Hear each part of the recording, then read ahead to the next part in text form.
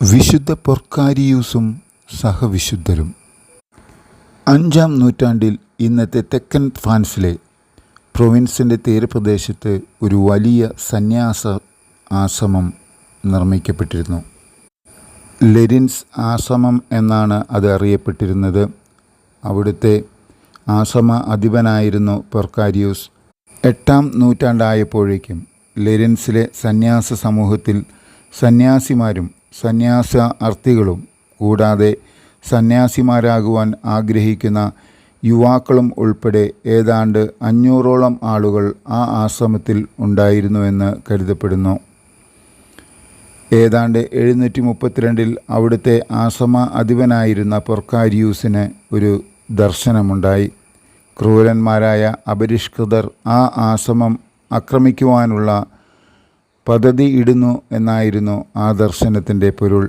ഒട്ടും വൈകാതെ വിശുദ്ധ പൊർക്കാരിയൂസ് തൻ്റെ വിദ്യാർത്ഥികളെയും 36ഓളം യുവ സന്യാസിമാരെയും ഒരു വഞ്ചിയിൽ തിക്കിക്കയറ്റി സുരക്ഷിതമായി അയച്ചു. അവിടെ വേറെ വഞ്ചിയൊന്നുമില്ലാതിരുന്നതിനാൽ മറ്റുള്ളവരെയെല്ലാം വിശുദ്ധൻ തൻ്റെ പക്കൽ ഒരുമിച്ച് ചേർത്തു. ആരും തന്നെ തങ്ങളെ ആ വഞ്ചിയിൽ രക്ഷപ്പെടുത്താത്തതിൽ പരാതിപ്പെട്ടില്ല. മറിച്ച് അവർക്ക് ധൈര്യം ലഭിക്കുവാൻ അവർ ഒരുമിച്ച് ദൈവത്തോട് പ്രാർത്ഥിക്കുകയാണ് ചെയ്തത്.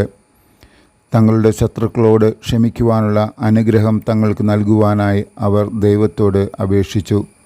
അധികം താമസിയാതെ സാരസൻസ് എന്ന ക്രൂരന്മാർ തങ്ങളുടെ കപ്പലുകൾ ആ തീരത്ത് അടുപ്പിച്ചു. ആശ്രമ അധിപനായിരുന്ന പൊർക്കാരിയൂസ് പ്രവചിച്ചതുപോലെ തന്നെ അവർ ആ പാവപ്പെട്ട സന്യാസിമാർക്കെതിരെ ആക്രമണം അഴിച്ചുവിട്ടു. വിശ്വാസത്താൽ നിറഞ്ഞിരുന്ന ആ സന്യാസിമാരാകട്ടെ പ്രാർത്ഥിക്കുകയും യേശുവിനു വേണ്ടി ധൈര്യപൂർവ്വം മരണം വരിക്കുവാൻ പരസ്പരം ധൈര്യം പകർന്നുകൊണ്ടിരുന്നു. യാതൊരു കരുണയും കൂടാതെ ക്രൂരന്മാരായിരുന്ന ആ ആക്രമികൾ തങ്ങളുടെ ഇരകളുടെ മേൽ പാഞ്ഞുകയറി 4 പേരൊഴികെ മുഴുവൻ പേരെയും വധിക്കുകയും ആ 4 പേരെ അടിമകളായി കൊണ്ടുപോവുകയും ചെയ്തു.